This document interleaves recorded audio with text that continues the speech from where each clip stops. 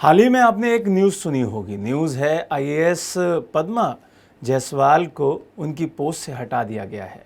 आज हम उसी न्यूज़ के बारे में बात करेंगे कि किसी आईएएस अधिकारी को किस तरीके से हटाया जाता है, उसका क्या प्रोसेस होता है, उसे सिर्फ राष्ट्रपति हटा सकता है या उसके अलावा मुख्यमंत्री या कोई केंद्रीय मंत्रिमंडल का सदस्य भी इस तरीके के एक्शन ले सकता है।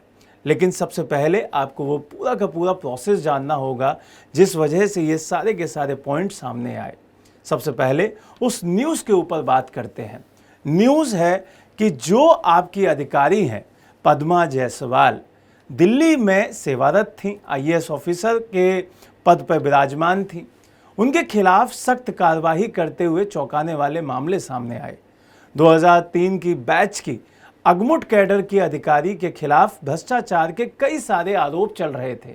अब उन्हीं आरोपों के चलते उन्हें बर्खास्त कर दिया गया है। यहाँ पर सवाल ये भी आता है कि ये जो पूरी की पूरी लॉबी है, आईएएस लॉबी, उसके खिलाफ इस तरीके के एक्शन कौन लेता है।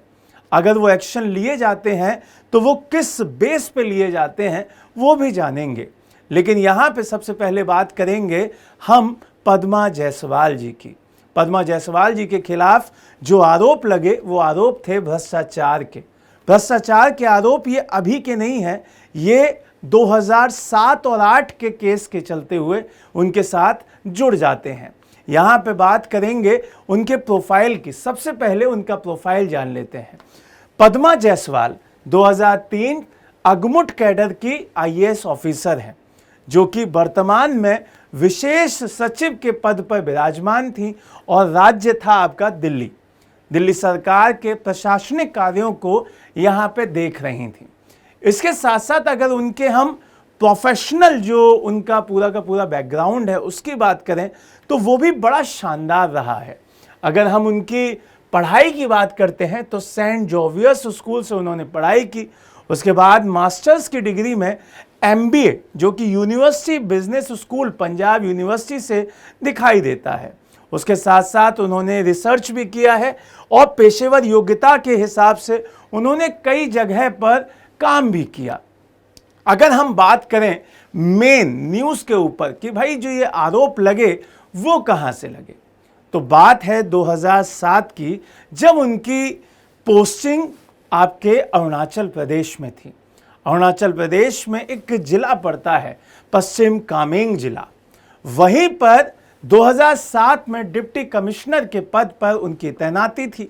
इसी के दौरान स्थानीय लोगों के द्वारा वित्तीय अनियमितताओं की पहली शिकायत उनके खिलाफ दर्ज की गई। जब ये शिकायत हुई तो उनके खिलाफ जांच हुई। जांच में कई सारे पॉइंट ऐसे पाए गए जो पद्मा जायसवाल के खिलाफ दिखाई दे रहे थे। इसी वजह से 2008 में उन्हें पद से निलंबित कर दिया गया था। 2008 के बाद जब उनका सस्पेंशन हुआ तो 2010 में निलंबन वापस भी ले लिया गया। वापस निलंबन जब लिया गया तो उन्हें वहां से ट्रांसफ़र करके दूसरी जगह भेज दिया गया। दूसरी जगह भेजे जाने पर ऐसा नहीं था कि जो जांच चल रही थी वो खत्म कर दी गई हो।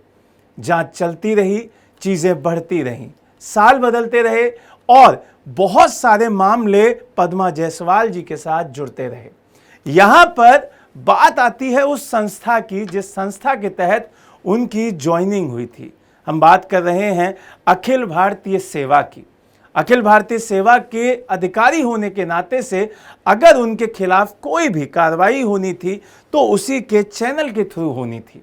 अखिल भारतीय सेवा अधिकारी की जो बर्खास्तगी है उसकी एक प्रक्रिया होती है, उसको भी जान लीजिए।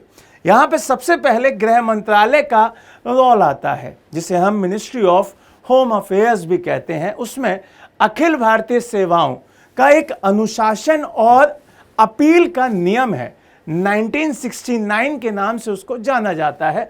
उसका नियम नंबर 8 ये कहता है कि इसी के बिहाफ पर कोई भी कार्रवाई ही होगी। फिर उसके बाद संघ लोक सेवा आयोग, जिसे हम यूपीएससी कहते हैं, उसके अंदर अनुशासन अगर कोई खराब करता है, उसके खिलाफ जाता है, तो वहां पर उसी प्राधिकारी के द्वारा सलाह के बाद सेवा से हटाने की औपचारिक सिफारिश की जाती है। जब ये सिफारिश होती है तो ये पूरा केस जाता है राष्ट्रपति भवन और इस पर एक डिपार्टमेंट है जिसका नाम है कार्मिक एवं प्रशिक्षण विभाग। उसकी रिपोर्ट के बाद राष्ट्रपति मंजूरी देते हैं कि इनको पोस्ट से हटा दिया जाए। अगर हम इस पूरे प्रोसेस को जानें तो इसमें सबसे अंतिम फैसला राष्ट्रपति का होता है। राष्ट्रपति जब तक मोहर नहीं लगाते तब तक कोई भी आईएएस अधिकारी अपनी पोस्ट नहीं छोड़ सकता। अब राष्ट्रपति ने मोहर लगा दी है और इसी वजह से गृह मंत्रालय का ये अंतिम आदेश भी जारी कर दिया गया है। सभी प्रक्रियाओं और राष्ट्रपति की मोहर के बाद 2003 बैच की अधिकारी तत्काल प्रभाव से सेवा से बर्खास्त कर दी गई हैं।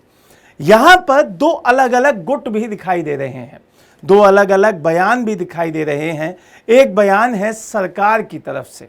सरकार का फैसला यह है कि अब वहां पे जो आरोप साबित हुए हैं उसी बिहाफ पर भ्रष्टाचार के आरोप की जांच करते हुए चीजें साबित हो रही हैं और उन्हीं के नियम के अनुसार उन्हें सेवा से हटाया गया है। दूसरी तरफ अगर देखा जाए पद्मा जायसवाल का जो पक्ष है, उन्होंने कहा कि अभी मामला अदालत में विचाराधीन है, अभी तक कोई भी दोष सिद्ध नहीं हुआ है। इसी वजह से जो उनकी बर्खास्तगी है वो इनकार करती हैं उससे। ये सारी चीज़ें आपको एक पॉइंट बताती हैं, वो पॉइंट है जीरो टॉलरेंस का, जो आज की डेट में सरकार की सबसे बड़ी पॉलिसी है कि अगर कोई आम नागरिक से लेकर कोई अगर आईएएस अधिकारी भी भ्रष्टाचार करेगा तो उसके खिलाफ इसी तरीके की कार्रवाई भी होगी। चाहे वो आम नागरिक हो, चाहे वो आईएएस ऑफिसर हो, उसको यहाँ पे सजा दी जाएगी। और इसी पॉलिसी को कहा जाता है जीरो टॉलरेंस की पॉलिसी। यहाँ एक और चीज़ सामने आती है जिसका आंसर आपको देना होगा कि अगर इस तरीके के कोई भी अपराध कोई आईएएस ऑफिसर करता है तो क्या सिर्फ उसे बर्खास्त करना ही उसकी सजा है? दूसरा, क्या अगर इस तरीके के ऑफिसर इस पूरे सिस्टम में रहेंगे तो क्या हमारा देश बेहतर चीज़ें कर पाएगा, बेहतर तरीके से तरक्की कर पाएगा? इसका भी आंसर कमेंट बॉक्स में ज़रूर दीजिएगा।